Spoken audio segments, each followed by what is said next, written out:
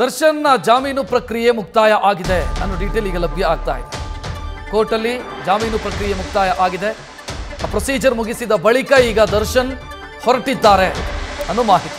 ಕೋರ್ಟ್ನಿಂದ ಹೊರಟಿದ್ದಾರೆ ನಟ ದರ್ಶನ್ ಅನ್ನುವಂಥ ಡೀಟೇಲ್ ಈಗ ಲಭ್ಯ ಆಗ್ತಾ ಇದೆ. ಜಾಮೀನಿಗೆ ಬೇಕಿದ್ದಂಥ ಆ ಪ್ರೊಸೀಜರ್ಸ್ ಏನಿತ್ತು, ಒಂದು ವೈಯಕ್ತಿಕ ಬಾಂಡು ಜೊತೆಗೆ ಶ್ಯೂರಿಟಿ, ಇದನ್ನೆಲ್ಲವನ್ನ ಕೂಡ ಒದಗಿಸಿದ ನಂತರ ಪ್ರೊಸೀಜರ್ ಮುಗಿಸಿ ಸದ್ಯ ನಟ ದರ್ಶನ್ ಕೋರ್ಟ್ನಿಂದ ಹೊರಗೆ ಬಂದಿದ್ದಾರೆ. ಮುಂದಕ್ಕೆಲ್ಲಿ ಸದ್ಯಕ್ಕದು ಪ್ರಶ್ನಾರ್ಥಕ ಚಿಹ್ನೆ. ಆಸ್ಪತ್ರೆನ ಮನೇನ ಗೊತ್ತಿಲ್ಲ, ಸ್ಪಷ್ಟತೆ ಇಲ್ಲ. ಸದ್ಯ ಅವರ ಜಾಮೀನು ಪ್ರಕ್ರಿಯೆ ಮುಕ್ತಾಯ ಆಗಿದೆ. ಇನ್ನು ಮುಂದೆ ದರ್ಶನ್ ಸ್ವಚ್ಛಂದ ಹಕ್ಕಿ. ಕೋರ್ಟ್ನಲ್ಲಿ ಸುಪ್ರೀಂ ಕೋರ್ಟಲ್ಲಿ ಏನಾದರೂ ಸಮಸ್ಯೆ ಆದರೆ ಅದೊಂದು ಕಂಡೀಷನ್ನು. ಸುಪ್ರೀಂ ಕೋರ್ಟ್ಗೆ ಏನಾದರೂ ಹೋಗಿ ಪ್ರಾಸಿಕ್ಯೂಷನ್ನು ಜಾಮೀನು ರದ್ದಾಯಿತು ಅಂತಾದರೆ ಆಗ ಪ್ರಾಬ್ಲಮ್ ಆಗುತ್ತೆ ವಿನಃ ಇನ್ನು ಟ್ರಯಲ್ ನಡೆದು ತೀರ್ಪು ಬರೆಯುವವರೆಗೂ ಕೂಡ ದರ್ಶನ್ ಸ್ವಚ್ಛಂದ ಹಕ್ಕಿ. ಗೊತ್ತಿಲ್ಲ, ಸುಪ್ರೀಂಗೆ ಏನಾದರೂ ಹೋದರೆ ಅದೊಂದು ಕಂಡೀಷನ್ ಇದೆ. ಪ್ರಾಸಿಕ್ಯೂಷನ್ ಸುಪ್ರೀಂ ಕೋರ್ಟ್ಗೆ ಏನಾದರೂ ಹೋಗಿ ಸುಪ್ರೀಂ ಕೋರ್ಟಲ್ಲಿ ಬೇಲ್ ರಿಜೆಕ್ಟ್ ಆದರೆ ಮತ್ತೆ ಜೈಲಿಗೆ ಹೋಗಬೇಕು.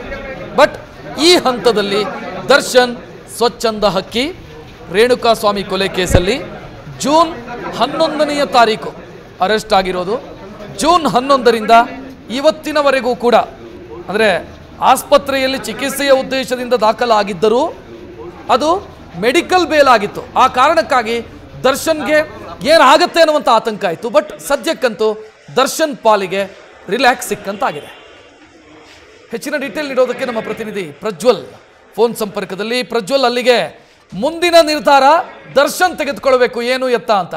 ಸ್ವಚ್ಛಂದ ಹಕ್ಕಿ ಸುಪ್ರೀಂ ಕೋರ್ಟಲ್ಲಿ ಏನು ಸಮಸ್ಯೆ ಆಗದೇ ಇದ್ರೆ ಖಂಡಿತವಾಗಿ ಕೂಡ ರಕ್ಷತ್. ಯಾಕೆ ಅಂತ ಹೇಳಿದ್ರೆ ಹೈಕೋರ್ಟ್ ಇಂದ ರೆಗ್ಯುಲರ್ ಜಾಮೀನು ಸಿಕ್ಕಿರೋದ್ರಿಂದಾಗಿ ದರ್ಶನ್ ರವರು ಈಗ ಫ್ರೀ ಬರ್ಡ್ ಅಂತಾನೆ ಹೇಳ್ಬೋದು. ಅದ್ರಲ್ಲಿ ಯಾವುದೇ ರೀತಿಯಲ್ಲೂ ಕೂಡ ಸಮಸ್ಯೆ ಆಗೋದಿಲ್ಲ, ಅವರಿಗೆ ಯಾವುದೇ ರೀತಿಯಲ್ಲಿ ಕೂಡ ತೊಂದರೆ ಕೂಡ ಇರೋದಿಲ್ಲ. ಯಾಕೆಂದ್ರೆ ಮಧ್ಯಂತರ ಜಾಮೀನನ್ನ ವಿಧಿಸಿದಂತ ಸಂದರ್ಭದಲ್ಲಿ ಅವರು ಆಸ್ಪತ್ರೆಯಲ್ಲೇ ಇರಬೇಕಾಗಿತ್ತು.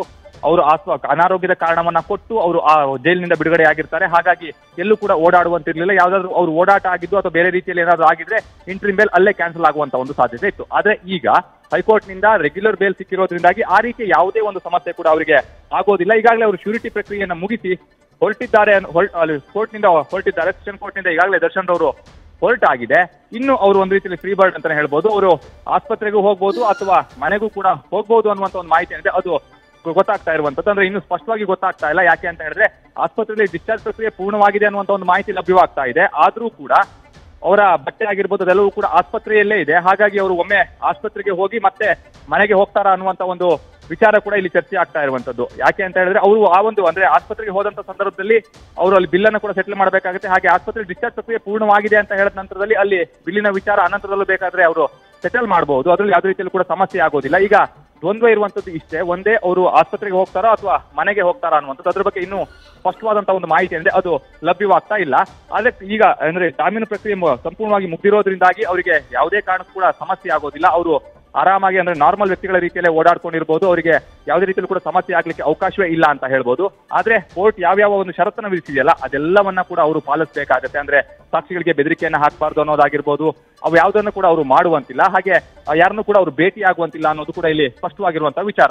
ಈಗ ಅವರು ಹೊರಗಡೆ ಬಂದಿರೋದ್ರಿಂದಲೂ ಕೂಡ ಪೊಲೀಸರು ಒಂದು ಕಣ್ಣನ್ನ ಇಟ್ಟಿರ್ತಾರೆ. ಕಾರಣ ಏನು ಅಂತ ಹೇಳಿದ್ರೆ ಸಾಕ್ಷಿಗಳನ್ನ ಭೇಟಿ ಹಾಕುವಂತದ್ದಾಗಿರ್ಬೋದು ಅಥವಾ ಸಾಕ್ಷಿಗಳಿಗೆ ಬೆದರಿಕೆ ಹಾಕುವಂತದ್ದಾಗಿರ್ಬೋದು, ಈ ರೀತಿ ಯಾವುದೇ ಒಂದು ಘಟನೆಗಳು ಕೂಡ ನಡೀಬಾರ್ದು. ಆ ನಿಟ್ಟಿನಲ್ಲಿ ಪೊಲೀಸರು ಕೂಡ ಈಗ ದರ್ಶನ್ ರವರ ಮೇಲೆ ಒಂದು ಕಣ್ಣನ್ನ ಇಡ್ತಾರೆ. ಯಾಕೆ ಅಂತ ಹೇಳಿದ್ರೆ ಇವರು ಎಲ್ಲಿ ಹೋಗ್ತಾರೆ, ಎಲ್ಲಿ ಬರ್ತಾರೆ, ಯಾರನ್ನ ಭೇಟಿ ಆಗ್ತಾರೆ ಅನ್ನೋದ್ರ ಬಗ್ಗೆ ಪೊಲೀಸರು ಕೂಡ ಮಾಹಿತಿನ ಕಲೆ ಹಾಕ್ತಾ ಇರ್ತಾರೆ. ಒಂದೊಮ್ಮೆ ಸಾಕ್ಷಿಗಳಿಗೆ ಬೆದರಿಕೆ ಹಾಕಿರುವಂತದ್ದು ಏನಾದ್ರು ಕಂಡು ಬಂದಿದ್ದೇ ಆಗಿದ್ದಲ್ಲಿ ಮತ್ತೆ ಅವ್ರನ್ನ ತಕ್ಷಣ ವಶಕ್ಕೆ ಪಡೆಯುವಂತ ಒಂದು ಕೆಲಸವನ್ನ ಕೂಡ ಪೊಲೀಸರು ಮಾಡ್ಲಿಕ್ಕೆ ಇಲ್ಲಿ ಅವಕಾಶ ಇರುತ್ತೆ. ಹಾಗಾಗಿ ದರ್ಶನ್ ರವರು ಈ ಒಂದು ಬೇಲ್ ಸಿಕ್ಕಂತ ಸಂದರ್ಭದಲ್ಲಿ ಯಾವುದೇ ಒಂದು ಈ ಒಂದು ಪ್ರಕರಣದ ಸಾಕ್ಷಿಗಳನ್ನ ಭೇಟಿ ಆಗ್ಲಿಕ್ಕೆ ಅವರಿಗೆ ಅವಕಾಶ ಮಾತ್ರ ಖಂಡಿತವಾಗಿಯೂ ಇಲ್ಲ. ಇನ್ನೊಂದು ಕಡೆಯಲ್ಲಿ ಅವರಿಗೆ ಶೂಟಿಂಗು ಯಾವುದೇ ರೀತಿಯಲ್ಲಿ ಸಮಸ್ಯೆ ಆಗೋದಿಲ್ಲ. ಅವ್ರು ಈಗಾಗಲೇ ಟ್ರೀಟ್ಮೆಂಟ್ ಅನ್ನ ಪಡೆದುಕೊಳ್ತಾ ಇದ್ರು. ಅದೇ ರೀತಿಯಲ್ಲಿ ಫಿಸಿಯೋಥೆರಪಿಗೆ ಈಗ ಒಳಗಾಗಿದ್ರು ಅನ್ನುವಂಥದ್ದು ಏನಿದೆ ಅದು ಸ್ಪಷ್ಟವಾಗಿ ಗೊತ್ತಾಗಿರುವಂತದ್ದು. ಶಸ್ತ್ರಚಿಕಿತ್ಸೆಯ ವಿಚಾರಕ್ಕೆ ಸಂಬಂಧಪಟ್ಟಂತೆ ಇನ್ನೂ ಕೂಡ ಸ್ಪಷ್ಟವಾದಂತ ಒಂದು ಮಾಹಿತಿ ಇದೆ ಅದು ಲಭ್ಯವಾಗ್ತಾ ಇಲ್ಲ. ಅವ್ರು ಮಾಡಿಸ್ಕೊಳ್ತಾರಾ ಅಥವಾ ಮಾಡಿಸಿಕೊಳ್ಳಲ್ವಾ ಅನ್ನೋದ್ರ ಬಗ್ಗೆ ಮಾಹಿತಿ ಇಲ್ಲ. ಅದು ಅವರ ವಿವೇಚನೆಗೆ ಬಿಟ್ಟಂತಹ ವಿಚಾರ. ಯಾಕೆ ಅಂತ ಹೇಳಿದ್ರೆ ಇಂಟ್ರಿಮ್ ಬೇಲ್ ಪಡೆದಂತ ಸಂದರ್ಭದಲ್ಲಿ ಅವರು ಶಸ್ತ್ರಚಿಕಿತ್ಸೆಯನ್ನ ಮಾಡ್ಕೊಳ್ಬೇಕು ಅನ್ನುವಂತ ಒಂದು ಕಾರಣದಿಂದಾಗಿ ಇಂಟ್ರಿಮ್ ಬೇಲ್ ಅನ್ನ ಪಡೆದುಕೊಂಡಿರ್ತಾರೆ. ಆದ್ರೆ ರೆಗ್ಯುಲರ್ ಬೇಲ್ ಈಗ ಸಿಕ್ಕಿರೋದ್ರಿಂದಾಗಿ ಆ ಇಂಟ್ರಿಮ್ ಬೇಲ್ ಅಪ್ರಸ್ತುತವಾಗುತ್ತೆ. ಅಲ್ಲಿ ಅವರು ಶಸ್ತ್ರಚಿಕಿತ್ಸೆನ ಮಾಡ್ಕೊಳ್ಬಹುದು ಅಥವಾ ಮಾಡ್ಕೊಳ್ಳದೆ ಇರಬಹುದು. ಅದು ಅವರಿಗೆ ಬಿಟ್ಟಂತಹ ವಿಚಾರ ಆಗಿರುತ್ತೆ. ರಕ್ಷತ್, ಥ್ಯಾಂಕ್ ಯು ಪ್ರಜ್ವಲ್ ಮಾಹಿತಿಗೆ.